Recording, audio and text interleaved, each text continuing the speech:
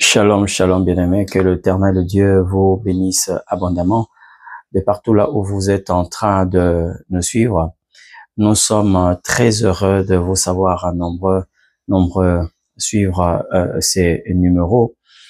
Il est question ici du fruit que chacun de nous doit produire. Je verrai ici mentionner, c'est que nous allons aborder lors de ces directs sur YouTube. Nous parlons de porter son fruit. Porter son fruit, c'est vraiment un désir que l'Éternel Dieu veut que chacun de nous puisse comprendre à quoi il est appelé. C'est vraiment une pensée du Seigneur pour nous éviter d'être à la merci de l'ennemi.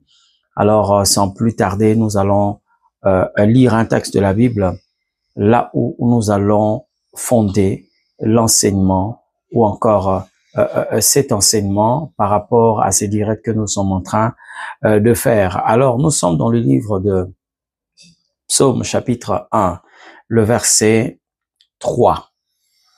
Il est question de celui que l'Éternel Dieu agrée, mais nous allons prendre seulement le verset 3 qui nous intéresse par rapport au sujet que nous voulons aborder plutôt, je le répète encore, porter son fruit. Porter son fruit. Alors, nous lisons la parole du Seigneur dans le livre de Psaume chapitre 1, le verset 3, la Bible dit, « Il est comme un arbre planté près d'un courant d'eau, qui donne son fruit en sa saison et dont le feuillage ne se flétrit point. Tout ce qu'il fait lui réussit. » Nous connaissons très bien ces passages de la Bible. Et gloire soit rendue à l'Éternel Dieu qui nous a rendus capables de pénétrer ces textes par le Saint-Esprit pour que nous puissions en fait mettre à la disposition du peuple des dieux, fils et filles du royaume, c'est que l'Éternel veut que nous puissions normalement connaître. Alors, bien aimé, ici, il s'agit de la vie que le peuple des dieux doit normalement mener. N'oubliez pas que nous sommes tout à fait différents du commun des mortels. Ce n'est pas par notre style vestimentaire seulement, mais c'est plutôt par la vie que nous sommes en train de mener ou la vie que nous devons normalement mener. Ici, bien aimé, c'est une particularité que révèle l'Éternel Dieu concernant son peuple. N'oubliez pas que l'Éternel a fait déjà cette promesse en disant, vous verrez de nouveau la différence entre ceux qui me connaissent et ceux qui ne me connaissent pas. Alors ici, nous sommes en train de parler de cette grande différence qui n'est autre que la vie que nous devons normalement mener. Alors ici, bien aimé, la Bible est en train de montrer que tout peuple qui est attaché à l'Éternel Dieu, toute personne attachée à l'Éternel Dieu, a le droit, bien aimé, de manifester une vie ou encore de mener une vie qui ne doit pas être normalement la décision que prend l'ennemi pour nous faire vivre de telle ou telle autre manière, mais simplement la décision que Dieu prend pour que nous puissions bénéficier de sa bonté. Voilà pourquoi nous sommes en train de parler de ce thème, porter son fruit. Alors, pourquoi nous parlons de la sorte? Parce que le langage utilisé ici par Dieu, il prend l'image d'un arbre. Vous savez très bien, même le Christ lui-même s'est identifié à un arbre. Il dit, je suis le cep, vous êtes le sarment. Il y a des moments où quelquefois certaines figures rhétoriques utilisées par le Seigneur Dieu, nous voyons le Seigneur Dieu être présenté comme un animal, c'est qu'on appelle le zoomorphisme. Mais bien aimé, ici, il s'agit de Dieu qui compare la vie de son peuple à un arbre. Il dit ceci, il est comme un arbre planté près d'un courant d'eau. J'aimerais dire, bien aimé, que tous les arbres ne sont pas plantés au même endroit. Et même l'endroit est très important pour la vie d'un arbre. Vous allez vous rendre compte, bien aimé, lorsque on prend par exemple un arbre quelle que soit son espèce, et qu'on arrive à planter cet arbre, par exemple, dans le désert, vous allez vous rendre compte que le milieu, là où vit, se développe cet arbre, va influencer l'aspect de cet arbre. Maintenant, ici, le Seigneur est en train de parler de son peuple. Il dit qu'un peuple qui est attaché à lui est comme un arbre planté près d'un courant d'eau. Alors, ce que nous allons voir avec vous ici, c'est le fait que le Seigneur Dieu déclare en disant, il donne son fruit en sa saison. Ça veut dire que la matière que nous sommes en train de développer présentement, ce n'est pas seulement le fait de vouloir porter le fruit, mais il faut plutôt porter son fruit. Vous comprenez? Il faut porter son fruit. Parce que, bien aimé, lorsque la saison, par exemple, de raisin arrive, tout le monde peut s'attendre que le raisin ne soit pas rare sur le marché. Lorsque la saison des mangues arrive, alors on ne peut pas être surpris si on voit, par exemple, un manguier produire des mangues. Il en est de même pour nous. Vous devez savoir, bien aimé, que vous n'êtes pas n'importe qui. Vous n'êtes pas une piètre personne. L'Éternel vous a introduit sous le soleil. Vous portez la marque du royaume et cette marque fait de vous une personne exceptionnelle. Et vous devez être exigeant et regarder autour de vous si réellement vous êtes en train de produire le fruit que vous devez normalement produire.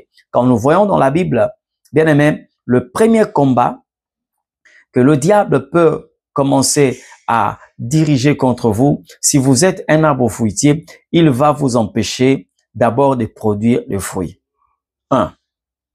Ça, tout le monde peut comprendre cela et s'élever pour combattre cette pensée qui lui empêche de produire le fruit. Mais bien aimé dans le Seigneur, écoutez-moi attentivement.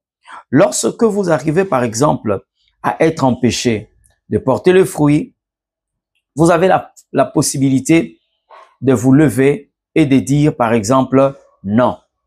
Parce que là, vous comprenez que il s'agit d'une stratégie de l'ennemi qui vous empêche de porter le fruit. Mais la deuxième stratégie, c'est là où beaucoup de personnes ne se retrouvent pas. C'est là où beaucoup de personnes, quelquefois, ne se rendent pas compte qu'ils sont déjà dans un combat de l'ennemi. Qu'est-ce qu'il fait?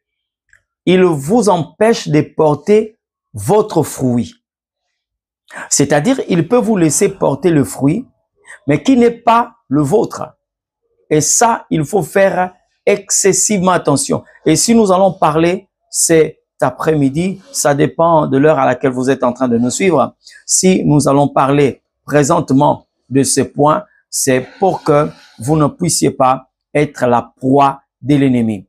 Ça veut dire, si vous voyez par exemple un avocatier produire une orange, vous allez voir que vous allez dire que c'est un fruit. Mais le plus grand problème, c'est que c'est pas son fruit. C'est pas son fruit. La pastèque ne peut pas tomber d'un manguier. C'est impossible. Même si les gens avaient besoin d'un fruit, mais bien aimé, les gens vont s'arrêter pour se poser la question de savoir, mais qu'est-ce qui se passe réellement? Pourquoi est-ce qu'une pastèque peut tomber d'un avocatier? Ça devient compliqué. Et si, de par la nature, nous pouvons comprendre que cela est compliqué, nous ne pouvons pas aussi accepter de telles choses lorsque nous sommes dans le domaine spirituel. C'est pourquoi nous ne devons pas seulement avoir des yeux pour la beauté du corps, mais nous devons avoir des yeux qui voient.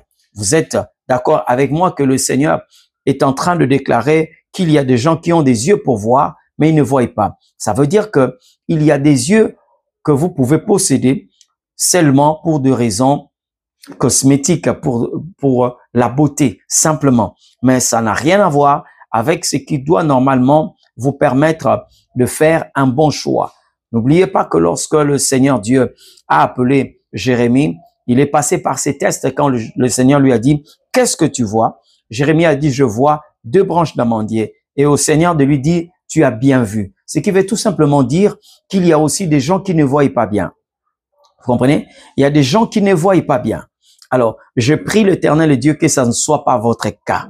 que ça ne soit pas votre cas. S'il faut que vous puissiez voir ce qu'il faut normalement voir. Vous comprenez? Oui, parce que vous allez vous rendre compte, bien aimé, que David, dans une même maison, je prends la maison de Nabal. Dans la même maison, David est vu par l'homme comme étant un simple fugitif, comme étant un serviteur rebelle, comme étant un homme de rien, mais Abigail, qui est la femme de Nabal, voit en David le roi d'Israël. Vous comprenez un peu? Vous avez des yeux mais pour voir, mais vous ne voyez pas. Vous avez des yeux pour voir, mais vous ne voyez pas. C'est comme ça que vous allez vous rendre compte. C'est lui qui a très bien vu David, a fini par passer son temps avec David parce que Abigail est finalement devenue reine, la femme de David, mais son mari, Nabal, qui n'a pas vu David tel qu'il devait le voir, a fini par perdre la vie. Vous voyez? Parce que lorsque vous ne voyez pas bien, bien aimé, il vous est difficile de réussir votre destin. C'est comme ça que même notre père Abraham, l'Éternel, lui a fait aussi, passer par ces tests quand il lui a fait sortir de sa maison et il lui a posé la question, qu'est-ce que tu vois? Il a vu les étoiles. Est-ce que tu peux le compter? Telle sera ta postérité. Donc voilà, bien aimé. Mais c'était une parenthèse pour nous dire que nous devons aussi avoir des yeux qui voient. Non pas seulement des yeux pour des raisons de beauté, mais pour voir tel que le Seigneur veut que nous puissions voir. Alors, bien aimé dans le Seigneur, ici nous sommes en train de parler du fruit que chacun de nous devait normalement porter. Vous croyez que le ciel vous a introduit sous le soleil pour que vous puissiez être ce que vous êtes réellement? Parce que je l'ai dit, la plus grande stratégie qui quelquefois échappe à beaucoup de personnes lorsqu'ils se contentent seulement de porter le fruit sans pour autant tenir compte de la nature du fruit que vous devez normalement porter. Vous comprenez? Parce que il peut aussi y avoir que vous portez le fruit, mais qui n'est pas votre fruit. Voyez? Qui n'est pas votre fruit. Vous pouvez produire le fruit, mais qui est un mauvais fruit. Vous voyez dans la nature, comme le Seigneur l'a dit, est-ce que la nature ne vous enseigne-t-elle pas? Vous pouvez tomber par exemple sur un manguier, vous vous rendez compte que il y a des mangues, mais lorsque vous mangez, c'est tellement aigre. Vous vous posez la question de savoir, mais comment est-ce qu'un manguier peut donner aussi de mauvais mangues comme ça? Et vous allez voir sur les marchés, celui qui connaît la mauvaise qualité de mangue peut commencer même à solder ses mangues. Mais lorsque vous avez des bonnes mangues ou la bonne qualité des mangues, vous allez voir même le prix va commencer à étonner beaucoup de personnes. C'est comme ça que vous voyez, bien aimé, même dans le monde, les fruits qui ont été cultivés dans les meilleures conditions et ont des très bonnes qualités sont vendus tellement cher. Pourquoi? À cause de leur qualité. Voilà. Donc, ici, bien aimé, il est question que chacun de nous puisse se rendre compte du fruit qu'il porte. Est-ce que vous portez votre fruit? Je l'ai dit ici. Il suffit seulement que l'ennemi puisse vous donner le malin plaisir de vous limiter seulement à porter le fruit, bien aimé. Vous allez passer du temps sur la terre sans pour autant devenir ce que l'Éternel voulait que vous puissiez devenir. Il y a un prédicateur qui a dit, l'endroit le plus cher au monde, le plus riche au monde, ce sont des cimetières, parce que là, il y a des gens qui devaient être des grands hommes, mais qui sont morts comme des piètres personnes. Des gens qui devaient être des personnes influentes sur la terre, mais qui sont passés comme la trace de l'aigle dans les airs. Ce n'est pas la volonté de Dieu parce que parler de la sorte, c'est un regret. Dieu est en train de regretter parce que vous avez une énergie que vous devez normalement utiliser, mais par ignorance, à cause de cette ignorance qui est en train de vous ronger, vous pouvez accepter l'inacceptable. Être ce que le ciel ne connaît pas et vous pouvez passer votre temps sur la terre comme ça. Je l'ai dit une fois, il suffisait seulement de donner à Samson la sagesse de Salomon et de donner à Salomon la force de Samson. Peut-être que la Bible n'allait pas parler de ces deux hommes tels que la Bible en a parlé.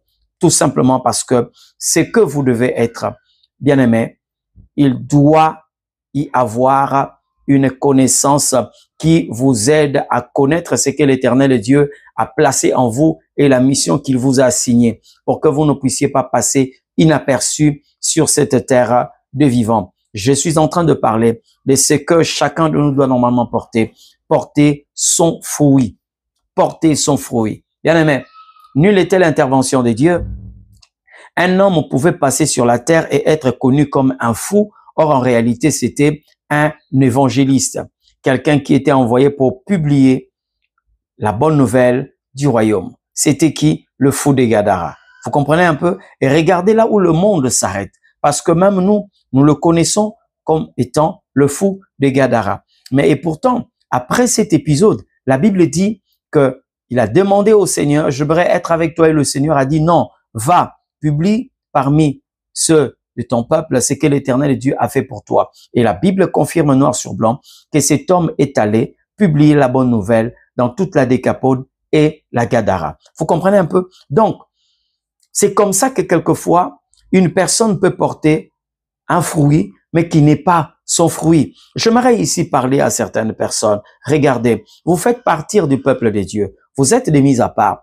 Mais la vie que vous êtes en train de mener est nulle part mentionnée dans la pensée de Dieu. Je prends un exemple. La Bible est en train de dire ceci. Il y aura en Israël ni une femme stérile, ni une femme qui avorte. Je ne parle pas d'Israël physique, mais il s'agit ici d'Israël spirituel. Vous faites partir de cette nation sainte. Vous faites partir de ces royaumes puissants où l'Éternel Dieu a fixé des lois. Il a fixé des principes. La stérilité, ce n'est pas notre mode de vie. L'avortement, ce n'est pas notre mode de vie. C'est dans tout le domaine, hein, dans tout le domaine de la vie. Vous ne pouvez pas commencer à vivre la stérilité parce que ça ne fait pas partir de la vie que l'Éternel Dieu a assignée à tous ceux qui ont le regard tourné vers lui. Alors, si vous regardez très bien que vous êtes en train de vivre dans la stérilité, bien aimé, débarrassez-vous d'une telle vie parce que elle ne fait pas partir de cette vie que vous devez normalement avoir. Le Seigneur est tellement clair, il est tellement clair là-dessus, il a parlé et il nous a fait savoir que ça, ce n'est pas notre vie. Quoi de plus normal que de se lever, regarder ses fruits, dire que non, ce n'est pas notre fruit. Même la Bible a prouvé cela quand on nous parle de Sarah, une femme qui avait déjà atteint 2 fois l'âge de la ménopause, 90 ans, 90 ans pour ceux de Kinshasa ou la Belgique, 90 ans, 90 ans. Mais bien aimé, quoi de plus normal que d'accepter une telle stérilité parce que même la ménopause, c'est Dieu qui en est l'auteur. Mais Dieu a contredit même les calculs des hommes de ces mondes. Pourquoi? Parce que Sarah ne faisait pas partir du monde. Il était du royaume. C'est comme le Christ est en train de dire, vous êtes dans le monde, mais vous n'êtes pas de ces mondes. C'est-à-dire les lois qui gèrent les hommes de ces mondes ne peuvent pas nous gérer. Parce que nous sommes gérés par les lois du royaume. Ou quelquefois les choses qui se font sont qualifiées quelquefois de magie parce que l'homme ne trouve pas comment expliquer ce qui est en train de se passer. Il n'y a que les surnaturels qui peuvent expliquer cela. Voyez un peu? Donc lorsque vous vous rendez compte qu'il y a la stérilité qui trouve demeure en vous, il est temps que vous puissiez vous lever et dire non, ça, ce n'est pas mon fruit. Vous comprenez un peu? Ça, c'est pas mon fruit parce que je suis de la race de ceux qui ne peuvent jamais vivre la stérilité. Je suis de la race de ceux qui ne peuvent jamais vivre l'avortement. Et c'est comme ça que beaucoup de personnes aujourd'hui ont accepté l'inacceptable. Quelquefois, ce que vous appelez l'humilité n'est autre que l'ignorance. Vous vous laissez quelquefois dominer par une situation que le Créateur ne reconnaît pas. Vous croyez peut-être vivre dans l'humilité. Oh non, Dieu maîtrise toutes choses. Quelquefois, on est en train de déclarer de confesser certains versets à tort et à travers. Quand on dit en toute chose, rendez grâce à Dieu, il faut que nous puissions nous rendre compte que c'est dans le plan de Dieu. Il faut que nous puissions nous rendre compte que c'est dans le plan de Dieu. Bien aimé, si vous êtes en train de chercher comment mener la vie de Dieu, comment être épanoui dans la marche avec le Seigneur, c'est que vous êtes au bon endroit, alors ne zappez pas. Mais si vous voulez mener la vie que les hommes vous ont imposée, les esprits mauvais, l'ennemi, alors vous pouvez quitter cette chaîne, zapper. Mais si vous voulez réellement vivre la vie que Dieu a préparée pour vous, vous êtes au bon endroit. J'étais en train de parler que chacun de nous a le devoir, j'ai dit bien, le devoir de porter son fruit. Bien aimé, regardez, dans le plan de Dieu, il savait que David était un roi. Mais si David était mort en tant qu'un simple berger, même s'il pouvait avoir un troupeau qui se multiplie à une vitesse extraordinaire, même s'il pouvait s'enrichir avec les laits et la fourrure ou encore la laine du troupeau, mais ce n'est pas de cette façon que l'Éternel a voulu qu'il puisse vivre. Il avait l'onction royale et l'Éternel attendait au trône en tant que roi d'Israël. Combien de personnes aujourd'hui sont proposées à des postes que le ciel ne reconnaît pas? N'oubliez pas, ce que le monde est en train de qualifier de gloire peut être aussi qualifié de vaine gloire. Jésus, une fois, avait été enlevé pour qu'il soit établi roi par les hommes. Ils sont venus le prendre pour l'établir roi. Mais qu'est-ce que la Bible dit? Jésus s'éclipsa. Jésus s'éclipsa. C'est que certains aujourd'hui peuvent qualifier d'une opportunité, mais Jésus savait le pourquoi de sa présence sur cette terre. Ce n'était pas pour qu'il possède un royaume terrestre, mais parce qu'il est le roi de rois et le seigneur des seigneurs. Il s'éclipsa et il alla loin. Et c'est qu'il accomplit sa mission. Je parlerai aussi de quelqu'un comme Joseph. Joseph, qui est devenu chef de la maison de Potiphar. Il était à la tête de tous ses ouvriers. Mais ce n'était pas la promesse que l'Éternel Dieu lui avait faite. Après cela, il a connu des moments très difficiles, vous le connaissez très bien. Pour les lecteurs de la Bible, il est passé par la prison. Et là aussi dans la prison, la Bible dit qu'il est devenu le chef de tous les prisonniers. Mais ce n'était pas le fruit que l'Éternel attendait qu'il puisse produire. C'est comme ça que nous sommes en train de dire, nous devons regarder attentivement, regarder très bien si le fruit que vous êtes en train de porter, c'est réellement votre fruit. Si aujourd'hui, un papayer donne une papaye, personne ne va s'étonner. Mais si nous voyons par exemple, je sais pas, de l'aubergine tomber d'un papayer, tout le monde va commencer à se poser des questions. J'aimerais parler à quelqu'un. Est-ce que le fruit que vous êtes en train de porter, c'est réellement votre fruit? Mais regardez bien aimé, il y a des éléments qui peuvent montrer réellement que vous êtes en train de produire le fruit que vous devez normalement produire. Il y a ce que nous appelons la paix intérieure. Il y a aussi le fait d'être en paix avec le Seigneur Dieu. Parce que vous pouvez avoir la paix, mais sans être en paix avec le Seigneur. N'oubliez pas que chaque personne introduite sous le soleil a d'abord le mandat d'accomplir la volonté de Dieu. Le pourquoi de la présence de chaque personne sous le soleil. Quelquefois, on accomplit le désir de sa famille, être ce que la famille a voulu que nous puissions être, sans pour autant devenir ce que le Créateur a voulu que nous puissions être. On peut être un homme qui accomplit le besoin de sa famille sans pour autant accomplir le besoin de Dieu. Et nous devons faire excessivement attention. Je dis bien excessivement attention. Il est question, bien aimé, que nous puissions regarder est-ce que vous êtes en train de produire le fruit que vous devez normalement produire. Il y a plusieurs éléments. Aujourd'hui, nous sera difficile de toucher tout le point, mais nous étions en train de parler sur ce que nous avons dit depuis le départ. Porter son fruit. porter son fruit. C'est ce que l'Éternel et Dieu veut pour chacun de nous. Porter son fruit. N'oubliez pas, vous avez un homme que j'aime beaucoup, Moïse, qui est devenu prince de l'Égypte.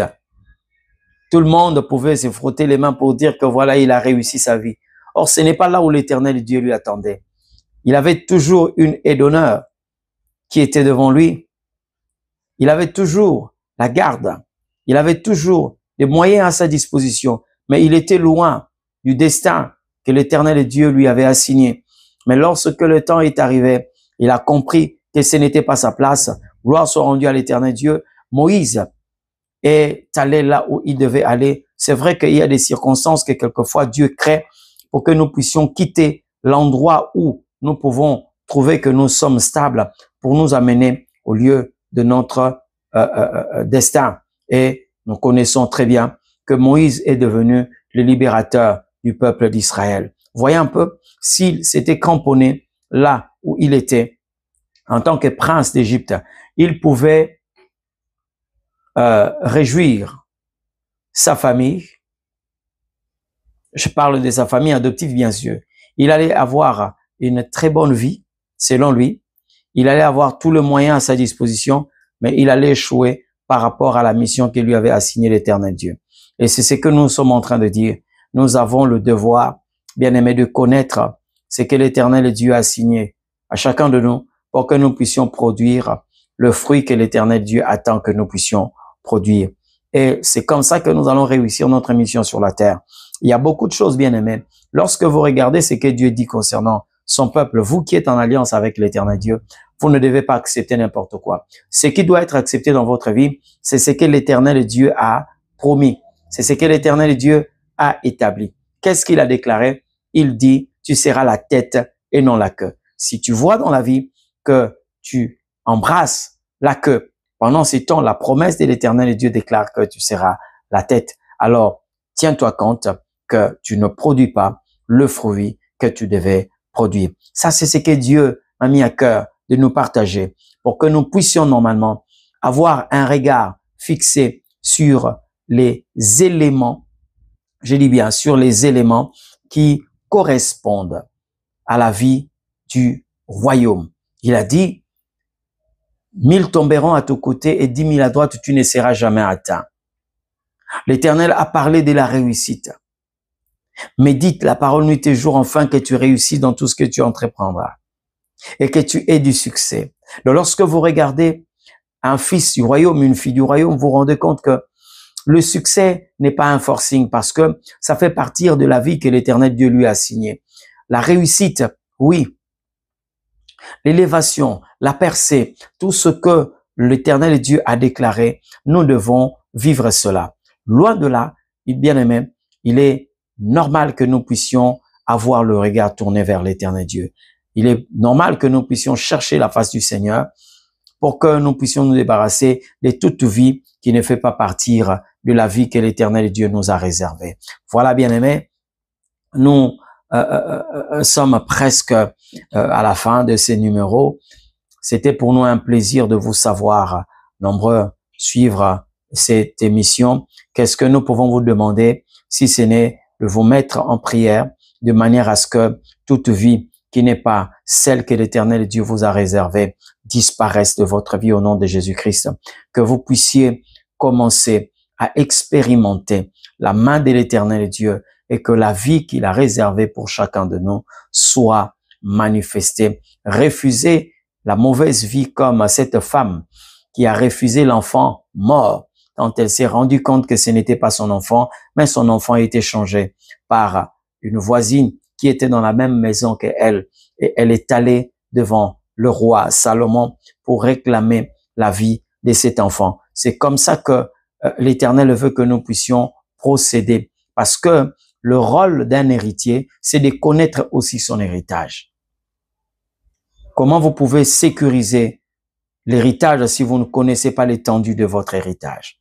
Et ça aussi, c'est notre responsabilité. Nous bénissons l'Éternel et Dieu pour ces temps merveilleux et je vous demanderai, bien aimé, de partager massivement ces messages, de partager aussi le lien pour que plusieurs personnes s'abonnent à cette chaîne, Amos Mavungu Ministries TV, mais aussi, bien aimé, je vous demanderai de vous abonner massivement sur la chaîne de notre bien-aimée maman Hélène Mavungu, qui a chanté Jésus, l'amour de ma vie, une chanson merveilleuse tirée de l'album L'amour infini, que vous pouvez découvrir sur sa chaîne.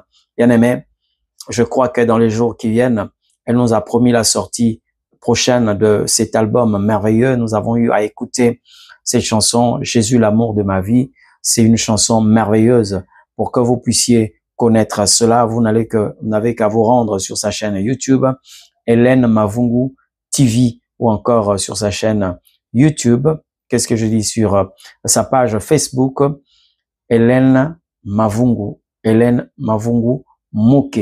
Vous allez découvrir cette chanson. C'est une chanson merveilleuse pour la gloire de l'Éternel Dieu. Entre-temps, vous avez les différentes adresses de nos lieux de prière ici à Kinshasa, comme aussi à Brazzaville, et l'Éternel Dieu vous bénira énormément. Que le Seigneur Dieu vous bénisse, qu'il soit avec vous. Permettez-moi de prier.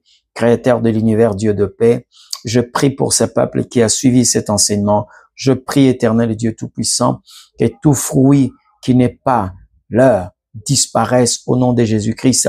Que ce peuple, Éternel Dieu, soit orienté, Éternel, par ton esprit, à produire des fruits qui viennent de toi et qui te rendent gloire au nom de Jésus-Christ de Nazareth.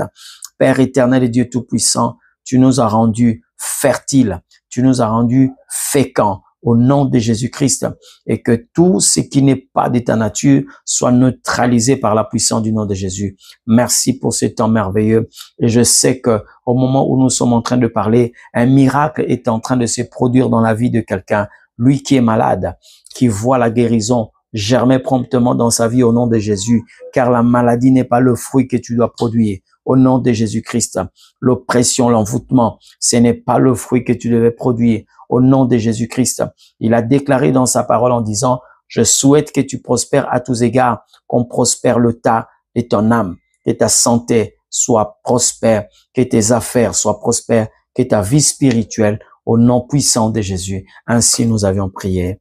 Amen. Que l'Éternel Dieu nous bénisse. Merci et à la prochaine.